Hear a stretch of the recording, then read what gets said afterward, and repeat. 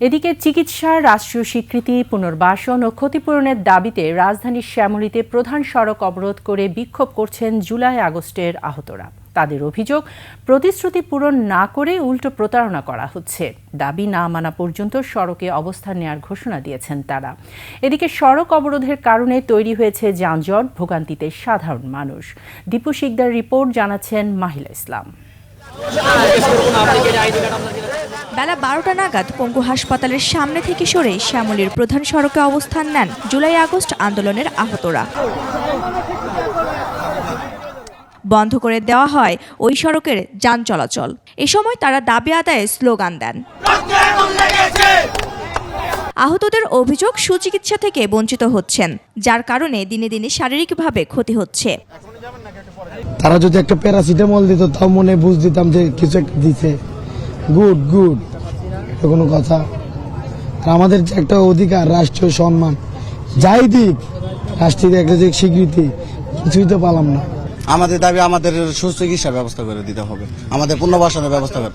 সুস্থ চিকিৎসা পাচ্ছি না, এবং কি আমাদের পুনর্বাসন এবং কি আমাদের রাষ্ট্রীয় স্বীকৃতি চাই আমরা। সব কাগজপত্র ঠিক থাকলেও জুলাই ফাউন্ডেশন থেকে এখনো আর্থিক সহায়তা দেওয়া হয়নি বলে অভিযোগ করেন আহতদের অনেকেই। ডাক্তারকে নিয়ে এই কথা বলি, তারা বলতেছে তোমাদের বাংলাদেশে ট্রিটমেন্ট নাই, তোমাদের ফাইলগুলো রেডি করছি, তোমাদের ফাইলগুলো মন্ত্রণালয়ে পাঠাইছি, এগুলো হলে তোমাদের বাইরে ট্রিটমেন্টের জন্য পাঠাবো। আমরা কাগজ স্বাস্থ্য মন্ত্রণালয় দিয়েছি, আমরা ওখানে হারিয়ে ফেলছি, কাগজটা আমরা পাচ্ছি না খুঁজে। আজকে অনেকদিন যাবত এমন প্রতারিত করতেছে, কোনো দিচ্ছে না। এখন আমি ফুল ডকুমেন্টস দিতে পারবো যে আমার সাথে প্রতারণা করতেছে আমাদের সাথে ওনারা। অ্যান্টিঅক্সিডেন্ট ও ফ্লেভোনয়েড সমৃদ্ধ ফ্রেশ প্রিমিয়াম টি এক কাপে কাঁপিয়ে দিন। রাস্তা অবরোধের কারণে ওই সড়কে আটকা পড়েছে শত শত যানবাহন। মানুষ পায়ে হেঁটে যাচ্ছেন গন্তব্যের দিকে। আমাদের অনেক সমস্যা হচ্ছে, স্কুলগামী যারা আছেন বা যারা বিভিন্ন অফিসে যাচ্ছেন, বিভিন্ন কাজকর্মে যাচ্ছেন, তারা আটকে আছেন। আমরা চাই অতি দ্রুত এসব সমস্যার সমাধান হোক। আসলে এরকম হয়রানি করাটা ঠিক না। রাস্তাঘাটে তো বিভিন্ন ভাবে মনে করেন হয়রানি হচ্ছে। আমরা এখন ওনাকে আমার ডাক্তার দেখাইতে হবে, ডাক্তার না করলে ওনাদের চেয়ে বড় বিপদ আমি পড়বো, তখন আমার দায়ভার কে নিবে? ওনারা নিবে?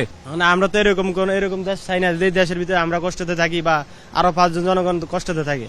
এর আগে গত রাত থেকে পঙ্গু হাসপাতাল, জাতীয় চক্ষু হাসপাতাল, নিউরোসায়েন্স হাসপাতালে ভর্তি আহতরা আগারগাঁও সড়ক অবরোধ ও বিক্ষোভ করেন।